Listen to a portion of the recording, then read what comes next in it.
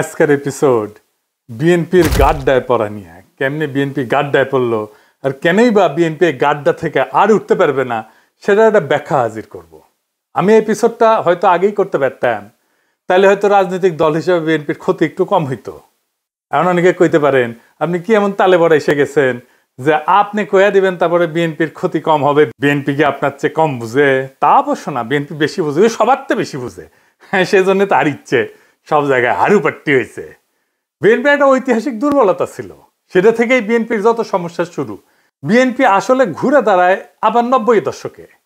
কেন ঘুরে দাঁড়ায় আর কেন আজকে পারতেছে না, সেটা আজকে আমরা বুঝবো। যদিও বিএনপি ওয়ালারা গালাগালি করবে, করুক, বিএনপির ভুল থেকে শিক্ষা নেওয়ার দরকার আছে অন্য রাজনৈতিক দলগুলার। বিএনপির ঐতিহাসিক দুর্বলতাটা কি ছিল?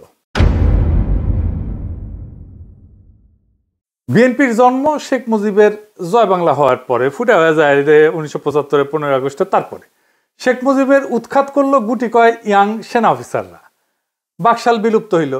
এইটা যে একটা বিপ্লবী পরিবর্তন হইল, এটা কোনো রাজনৈতিক দল ওন করলো না, ধারণ করলো না, এমনকি জাসদও করলো না, চাইনিজ বামেরাও করলো না, যদিও এরা মুজিবের শাসনের বিরুদ্ধে লড়াই করেছে। এই রাজনৈতিক শূন্যতা পূরণ করলো এইসব বিএনপি। অ্যান্টি আওয়ামী লীগ সবাই যাইয়া জড়ো হইল বিএনপিতে।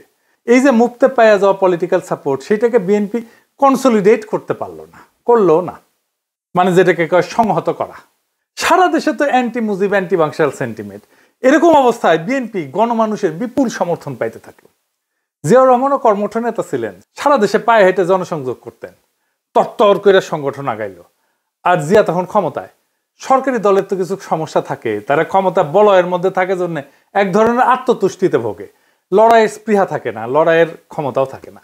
বিএনপি আসলে রাজনৈতিক দল হিসেবে গড়ে না উঠে হয়ে উঠছিল একটা রাজনৈতিক মিলনস্থল, যেখানে মুসলিম লীগ, আওয়ামী লীগের বিচ্ছিন্ন অংশ, বাম ঘরানার ন্যাপ, সামরিক প্রশাসনিক বৃত্ত সবাই নিজেদের জায়গা খুঁজে পায় এক নতুন জাতীয়তাবাদের নামে।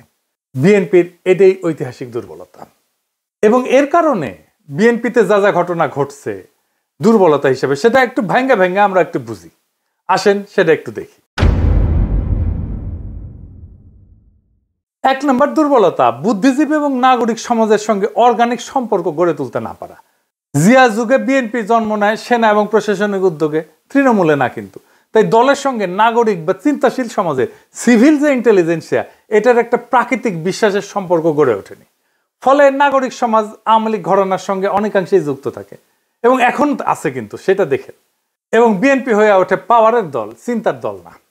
অর্থাৎ বিএনপি রাষ্ট্র চালাইতে পারে কিন্তু রাষ্ট্রের ধারণা তৈরি করতে পারে না। এই জন্য দেখেন আওয়ামী লীগ আমলে বিএনপি কোনো ন্যারেটিভ তৈরি করতে পারেনি, anti Awami League. 2 number, intellectual লিডারশিপের বদলে প্রশাসনিক নেতৃত্বের প্রাধান্য আছে। জিয়া নিজেই সামরিক বাহিনী থেকে আসছে, তার চারপাশে ছিল আমলা, সেনা কর্মকর্তা, মুসলিম লীগ ঘরাগানার রাজনীতিবিদ। ফলে দলটা প্রশাসনিক শৃঙ্খলা এবং বাস্তব নীতির মধ্যে আটকা যায়, তাত্ত্বিক বিতর্ক বা সাংস্কৃতিক রাজনীতি গড়ে ওঠে না। যেমন ধরেন সালাউদ্দিন সাহেব, সে কিন্তু একজন আমলা ছিল, ব্যুরোক্রেট, হ্যাঁ, বিসিএস দেওয়া ব্যুরোক্রেট, পলিটিশিয়ান না। কিন্তু আওয়ামী লীগের এটা ছিল না। তার রবীন্দ্রনাথ, নজরুল ছিল, পশ্চিমবঙ্গের সাথে একটা ঐতিহাসিক সাংস্কৃতিক সম্পর্ক ছিল। বিএনপির ছিল না, এরকম কোনো মৌলিক একটা আখ্যান ছিল না। 3 নাম্বার, বাংলাদেশি জাতীয়তাবাদ কিন্তু একটা বিপ্লবী ধারণা ছিল, কিন্তু বাঙালি জাতীয়তাবাদের বিকল্প হিসাবে রাষ্ট্রভিত্তিক একটা জাতীয়তাবাদ ছিল। কিন্তু বিএনপি ধারণাটাকে চিন্তাগতভাবে ব্যাখ্যা এবং ইনস্টিটিউশনালাইজ করতে ব্যর্থ হয়। এর ফলে ধারণাটা হয়ে পড়ে আওয়ামী বিরোধী স্লোগান, কখনো কোনো ইতিবাচক জাতি চেতনার ভিত্তি হিসাবে তৈরি হতে পারেনি।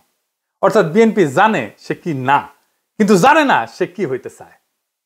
4 নাম্বার, ইসলামী ঘরানার সাথে রাজনৈতিক সমঝোতা কিন্তু সাংস্কৃতিক বিচ্ছিন্নতা।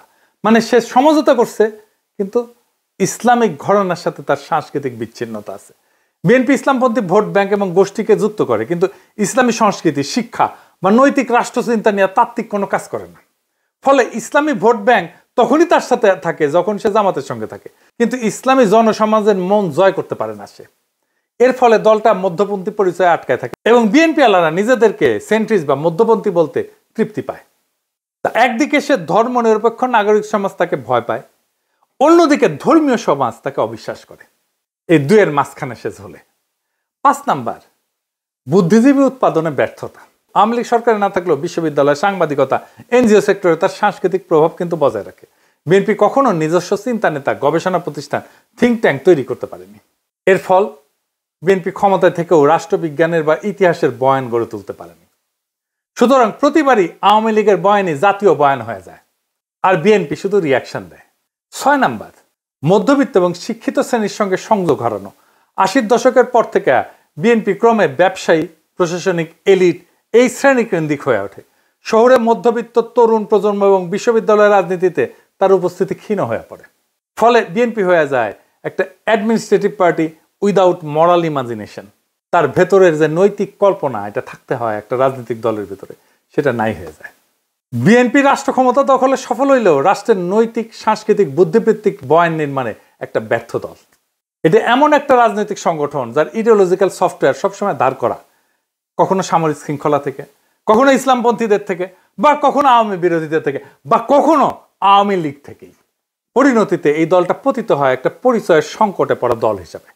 বিএনপি জানে সে আওয়ামী লীগ না, কিন্তু জানে না সে আসলে নিজে কি। ইসলামপন্থীদের কাছে অপর্যাপ্ত, নাগরিক সমাজের কাছে অগ্রহণযোগ্য, তরুণ প্রজন্মের কাছে অপ্রাসঙ্গিক। এই কারণে দলটা একদিকে ক্ষমতা পেতে পারে, কিন্তু দীর্ঘমেয়াদে আদর্শিক উত্তরাধিকার সৃষ্টি করতে পারে না। আরেকটা উদাহরণ দিই বিএনপি কর্মীদের সাংস্কৃতিক মান সম্পর্কে। এই ছেলেরা বিএনপির সালাউদ্দিন সাহেবের ব্যাক বয়, মানে ব্যাকটন, হ্যাঁ, তার লেখা দেখেন, দেখেছেন? এডিটর সাহেব এটা আন্ডারলাইন করে দেখায় দেন, প্রচন্ড রকমের হিন্দু বিদ্বেষী। এইটা কেন হয়? এবং বিএনপির তৃণমূলের অনেক কর্মী কিন্তু এইরকম একই চিন্তা চেতনার। কেন হয়? এর কারণ ধর্মীয় স্তরে ইসলামকে নৈতিক এবং জ্ঞানমূলক পদ হিসেবে বিবেচনা না করে রাজনৈতিক পতাকায় পরিণত করছে, এবং সাংস্কৃতিক স্তরে ইসলামী সভ্যতার মানবিক, শিল্প, সৌন্দর্যিক ঐতিহ্য থেকে বিচ্ছিন্নতা। আর রাজনৈতিক স্তরে প্রতিপক্ষকে সে শত্রু বানায়, আনুগত্য সংহত করার কৌশল নেয়। বিএনপির সাংস্কৃতিক এবং নৈতিক দুর্বলতা সবচেয়ে গভীর রূপ হইল এই যে তারা ইসলামকে চেতনা হিসেবে না দেখে অস্ত্র হিসেবে ব্যবহার করে। ফলে ইসলাম তাদের কাছে হয়ে ওঠে রাষ্ট্রের বৈধতার প্রতীক, কিন্তু হারাইছে তার সভ্যতাগত, মানবতাবাদ, সহিষ্ণুতা, আত্মসমালোচনার ক্ষমতা। ফলে বিএনপি কর্মীর চোখে অমুসলিম প্রতিপক্ষ আর মানুষ না, সে কেবল একটা আদার, অপরতা, যাকে ঘৃণা করা যায়, কারণ দলীয় মতবাদ তাকে নৈতিকভাবে সেটা শিখায়।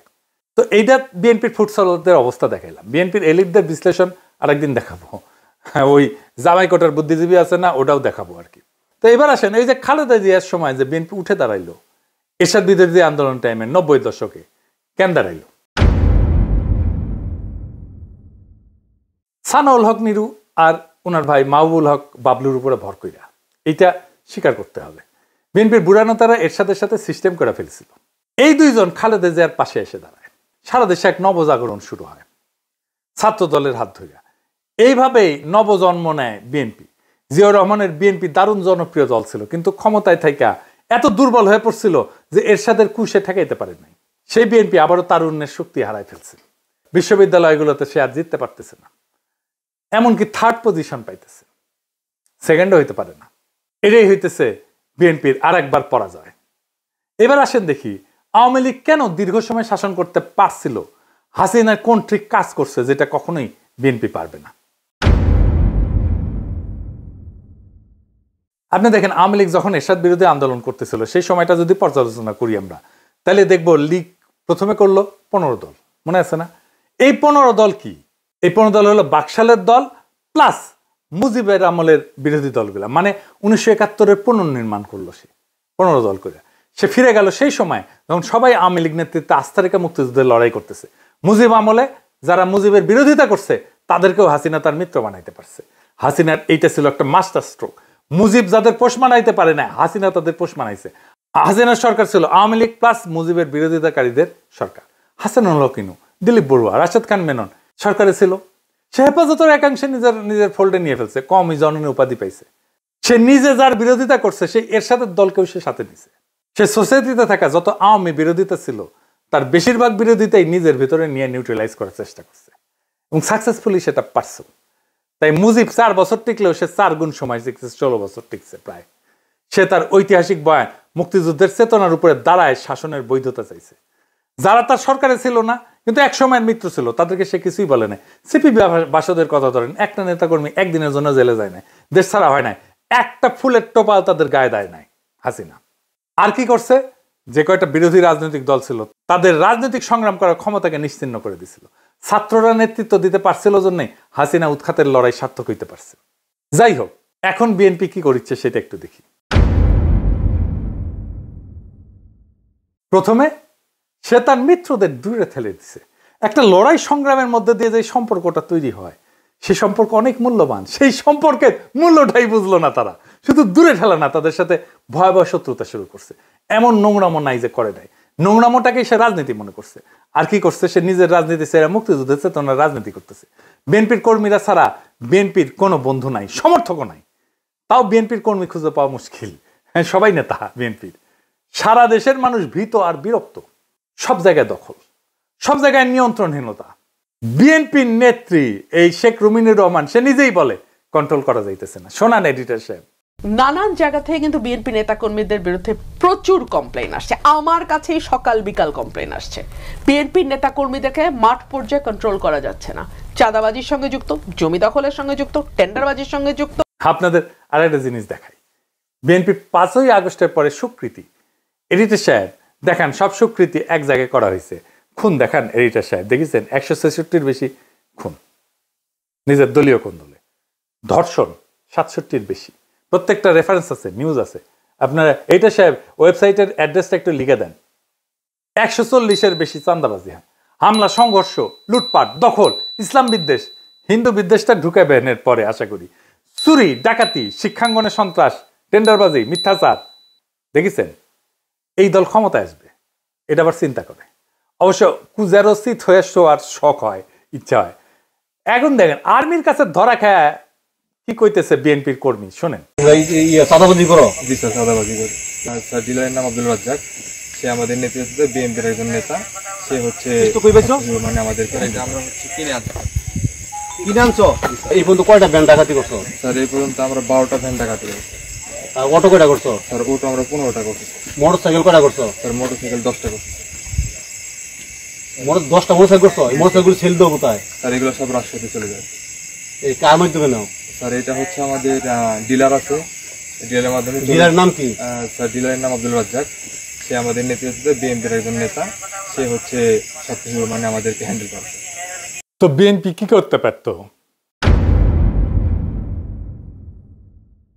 অনেকভাবেই সে তার আগামীর ক্ষমতাকে সংহত করতে পারত।